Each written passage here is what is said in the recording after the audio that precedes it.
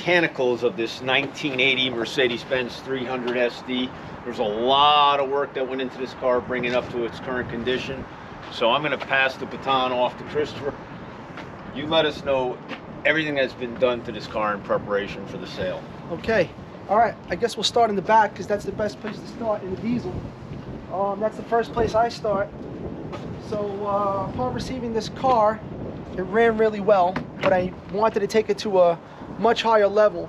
And Dean and I discussed, we said, you know, the best deserves the best.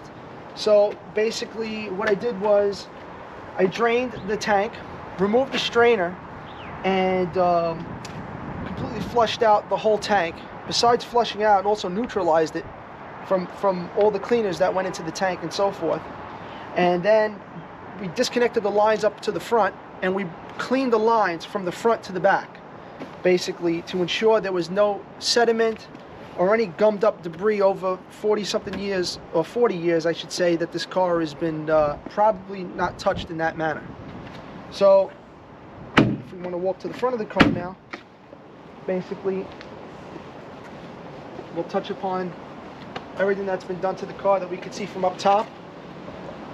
To start it off, I'm not going to go in an exact order of how it was done. I'm just going to shoot from my hip here. Basically did the valve cover gasket, I'm sorry. Injector jumper hoses were all replaced, cut to the correct length, matching the original ones. I did a diesel purge and basically used 2 fuel filters, probably a good 25-minute purge. And I could tell you that in previous cars that I've purged, you could see, you know, dirt and debris, you know, as the purge is working and doing its job. This still was crystal clear. So not that it needed a purge, I just wanted to do the full treatment that I do to most of the cars that I sell. And basically after that, moving forward, did the flushed out the power steering system. I drained it from the actual steering gearbox, where a lot of times people will just suck the fluid out of here and replace the fluid. I didn't. I took it many steps further, replacing the fuel filter, draining and flushing out this box quite a few times to just ensure that it was absolutely sparkling clear. And if you see through this, you still see it's transparent enough that you could still see the filter present, where a lot of times once you restart these cars, you'll see it turns to be black, you know, where it's kind of murky looking. I did replace all the glow plugs.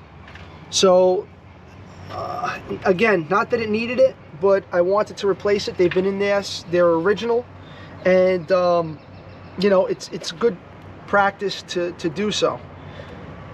Also replaced all the drive belts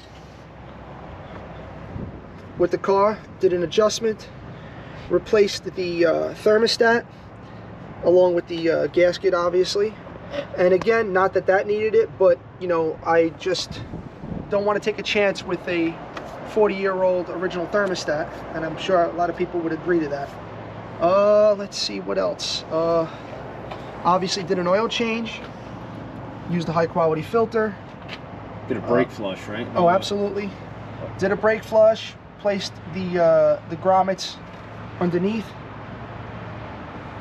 And obviously the air filter, OEM coolant flush, even the washer fluid was replaced. Washer fluid, coolant. Motor mounts, motor mount, full transmission mount. service. Now we could also talk on the AC system, which upon receiving this car, the AC was not working, and that was a tough one.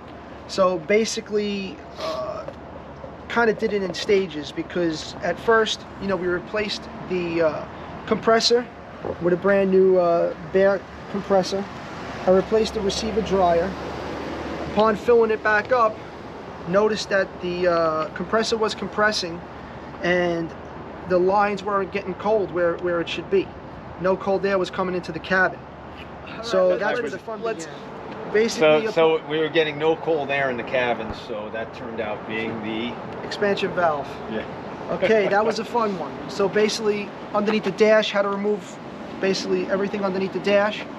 Removed all the 40-plus-year-old insulation that went all around the pipes for the expansion valve.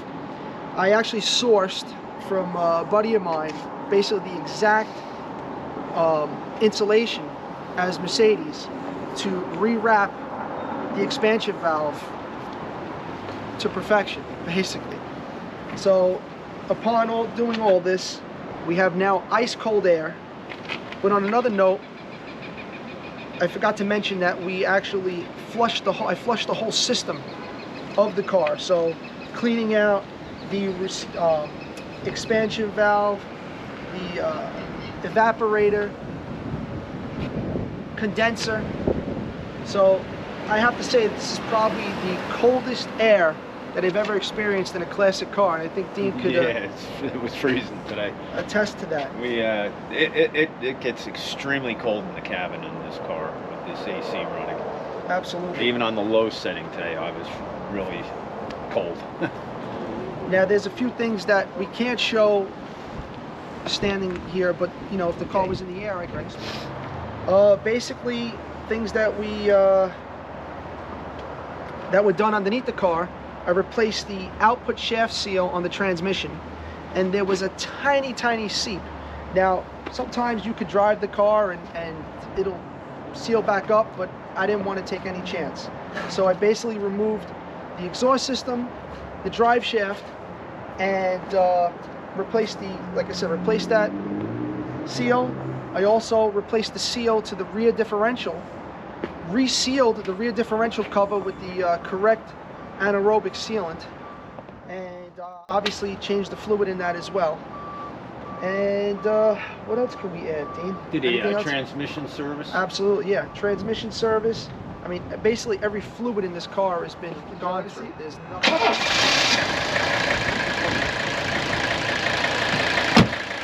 So that's it. That's our 1980 300 SD. We did everything we felt we needed to do to bring this car to market, standing tall. Chris did an incredible job mechanically on the car, detailed it to a show level. I mean, this car is an absolute winner. It's going to be a no reserve auction on Bring a Trailer. What more can I say? In-person inspections are welcome. You want to hire a third party, come out and check the car out, that's fine. It's a nice day like today, maybe we'll let you take it around the block once. Obviously, weather permitting. Weather permitting. And that's about all I have to say. Chris, anything you want to add? I'm sweating. I'm sweating and I'm nervous. So that's going to be our no reserve auction on this 1980 Mercedes-Benz 300 SD, all original paint, one owner, 10,400 miles. Best of luck to everyone.